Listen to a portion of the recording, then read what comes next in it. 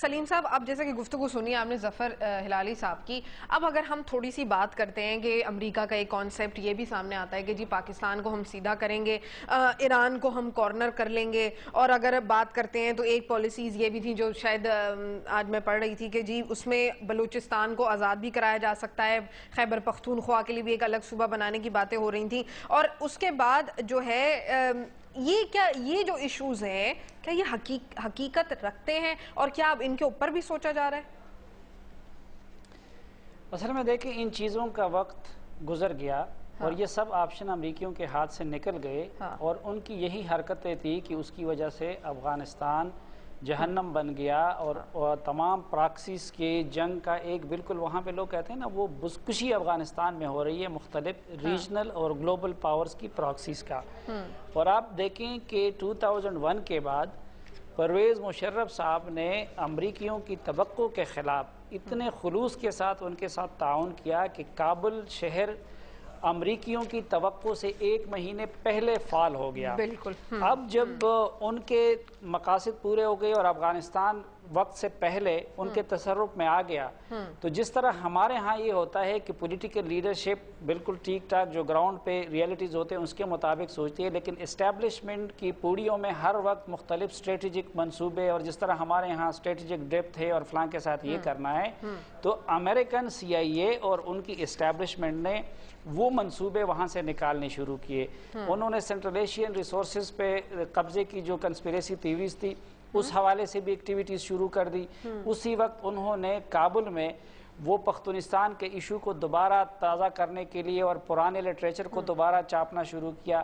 اسی وقت میں کچھ چائنیز کو بھی لایا گیا، اور پھر ایران سے متعلق بھی انہوں نے اس طرح کی ایکٹیویٹیز شروع کی، اور اسی وقت انہوں نے بلوچ سیپریٹسٹ کو شہ دینا شروع کر دیا۔ اب جب یہ سب کچھ ہو گیا تو تمام پڑوسی ممالک ڈر گئے۔ عراق وار کے بعد تو ایران نے کہا کہ میں بیچ میں سینڈوچ چڑھوں، حالانکہ ایران ازلی مخالف تھا طالبان کا۔ آج ایران ہم سے کئی گنا زیادہ سپورٹ کر رہے ہیں۔ خود امریکیوں کی رپورٹس یہ ہے کہ اس وقت ان کے ہیلی کاپٹر وغیرہ جو گر رہے ہیں شاید ایران نے ان کو میزائل دیے ہوئے ہیں۔ القاعدہ کی ساری اس وقت آمد و رفت ایران کے رستے ہو رہی ہے، عراق اور وہاں سے پھر سعودی عرب وغیرہ۔ تو یہ ساری چیزیں تھیں، لیکن اب امریکیوں سے یہ ساری چیزیں اس میں کچھ بھی وہ اس لیے نہیں کر سکتے کہ امریکیوں کے پاس کون ہے۔ ہم تو صرف ملٹری فرنٹ پہ امریکیوں کی ناکامی کی بات کرتے ہیں، حالانکہ اس سے زیادہ وہ پولیٹیکل اور اکنامک فرنٹ پہ افغانستان میں ناکام ہوئی ہیں۔ آپ دیکھیں افغانستان میں کوئی ریکنسٹرکشن خاص نہیں ہوئی، وہاں حالات کی جس طرح پہلے بدتر تھے، آج کابل شہر کی سڑکیں بھی آپ کو کنڈرات نظر آ رہے ہیں۔ اور دوسری طرف پولیٹیکل آپ دیکھیں کہ شروع میں جب اس طرح کے کام وہ کرتے تھے آج سے 3 سال پہلے، یہ الزامات امریکیوں سے زیادہ کرزئی صاحب لگایا کرتے تھے۔ آپ نے دیکھا اتنے دنوں سے معاملہ گرم ہے، کرزئی صاحب پاکستان کے خلاف ایک لفظ نہیں کہہ رہے، اور آئی مسٹ سے اس میں قریشی صاحب کی بھی کنٹریبیوشن ہے، جس طرح یہ لوگ شمال کے لوگوں کو قریب لائے اور کرزئی صاحب کو قریب لائے۔ طالبان پہلے سے ان کے مخالف، حکمت یار پہلے سے ان کے خلاف مخالف، اور اس وقت حامد کرزئی کی حکومت اور امریکہ کی کشیدگی ہم سے بھی زیادہ سنگین ہے۔ تو یہ منصوبے، وہ تو امریکی بڑی طاقت ہے، ان کے پاس بہت ریسورسز ہے، لیکن یہ سارے منصوبے جو ہے یہ ہوا میں تو مکمل نہیں ہو سکتے۔ ہاں بالکل۔ شاہ صاحب اگر آپ نے گفتگو سنی سلیم صاحب کی، اچھا میرا یہاں پر یہی سوال ہے کہ پاکستان کے پاس اب آپشنز کیا ہیں؟ کیونکہ اگر ہم دیکھتے ہیں جیسے سلیم صاحب نے بڑے اچھے پوائنٹس یہاں پر اٹھا، اور دوسرا یہ کہ امریکہ میں الیکشنز بھی آ رہے ہیں، اس کی بھی تیاریاں ہو رہی ہیں۔ دیکھیے پہلی بات تو یہ ہے کہ اس پہ کوئی شک نہیں کہ ماضی میں ہماری افغانستان میں خاصی مداخلت رہی ہے، ماضی میں ہم پک اینڈ چوز کرتے رہے ہیں، لیکن ہم نے اس سے دیکھا ہے کہ اس کے منفی اثرات بھی ہوئے ہیں، اور ہم نے اپنی پالیسی پہ، مجھے یاد ہے ہم نے نظر ثانی کی تھی اور یہ فیصلہ کیا تھا، اور دنیا نے اس کو اکنالج کیا تھا جب صدر کارزائی کا الیکشن دوبارہ ہوا۔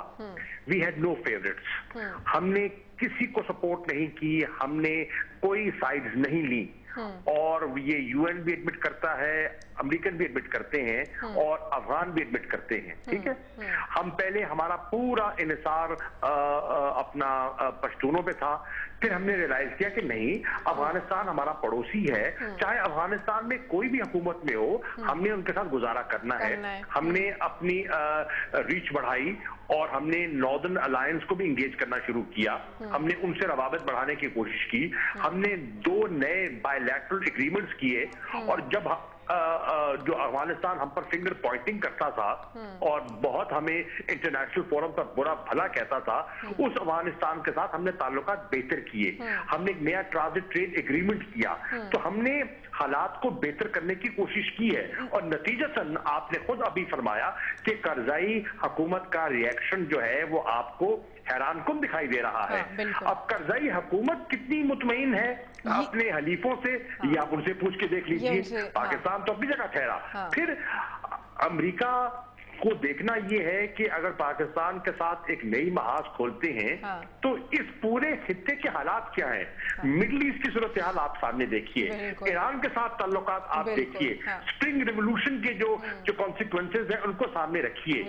پھر ایک نیا محاذ کھولنا میں سمجھتا ہوں کہ ان کے مفاد میں بھی نہیں ہے, ہمارے مفاد میں بھی نہیں ہے. اور سب سے بڑی یہ میرا یہاں پر یہ پوائنٹ ہے کہ وارز اب شاید وارز اس طریقے سے نہیں ہوتی, وہ اکانومی بیسڈ ہوتی ہیں. اب اگر ہم بات کر رہے ہیں تو چلیں ہمارا ملک تو جیسا ہے وہ تو نظر آ رہا ہے, لیکن امریکہ کی اپنی اکانومی کس حد تک خراب مزید ہو جائے گی, جو ہو چکی ہوئی ہے, اور جو اوباما ایڈمنسٹریشن کو اب سمجھ نہیں آ رہی ہے کہ وہ کس طریقے سے ہینڈل کریں. اچھا, دوسری ایک اور چیز شاہ صاحب, کہ جیسے ظفر صاحب نے ایک پوائنٹ اٹھایا تھا کہ جو دری لوگ ہیں وہ یقیناً ان کے کافی ایشوز ہیں ابھی, اور انڈیا کی پاپولیرٹی, یہ بات درست ہے, ایک حد تک میں اس بات کو سپورٹ کر سکتی ہوں کہ بہت زیادہ ہے پاکستان سے. آپ کس حد تک اگری کریں گے اس پہ؟ دیکھیے, بالکل اس میں کوئی شک نہیں کہ ہندوستان نے وہاں بڑا انویسٹ کیا ہے. انہوں نے تقریباً $2 ارب سے بھی زیادہ وہاں انویسٹ کیا ہے, اور ان کے پہلے بھی مراسم تھے, اب بھی مراسم ہیں. تو وہ ایک بڑی ایک دورست حکمت عملی کو سامنے رکھتے ہوئے وہ انہوں نے ان کے ساتھ انگیج کیا ہوا ہے. اس میں کوئی شک نہیں کہ ایک طبقہ وہاں ہے جو ہم پر شک کی نگاہ سے دیکھتا تھا. اب ہم نے اس طبقے کو سنبھالنا ہے, ہم نے اس سے انگیج کرنا ہے, اور ہم نے اس سے اپنے تعلقات کو بہتر کرنا ہے. اگر ان کے اندر کوئی وسوسے ہیں اور اگر کوئی شکوک و شبہات ہیں تو ہم نے اپنے رویے سے ان کو دور کرنا ہے. چلیں, میں اب بہت شو کا ٹائم کم رہ گیا. ظفر صاحب, مجھے آپ کا کلوزنگ ریمارکس چاہیے. پاکستان کے پاس آپشنز کیا ہیں؟ خیال جو ہم نے کاملی, کوللی, کلیکٹڈلی, وداؤٹ ایموشن ہم ان لوگوں کے ساتھ انگیج کرنا چاہیے. اور اب جو ہم نے سٹانس لے لیا ہے کہ جو آپ کریں گے اس کا وی ول رسپونڈ, ہمیں تھوڑا سا اس پہ بھی غور کرنا چاہیے کہ response should be totally measured, اور ایسا نہ ہو کہ the response like their reaction, یہ جو انسیڈنٹ ہوا تھا, it is an over reaction. تو میرے خیال میں that would be the best course. اچھا, میں سلیم صاحب آپ سے بھی بس ایک کلوجر وہی سٹیٹمنٹ لوں گی کیونکہ شو کا ٹائم تقریباً ختم ہو گیا. کیا آپشنز ہیں ہمارے پاس؟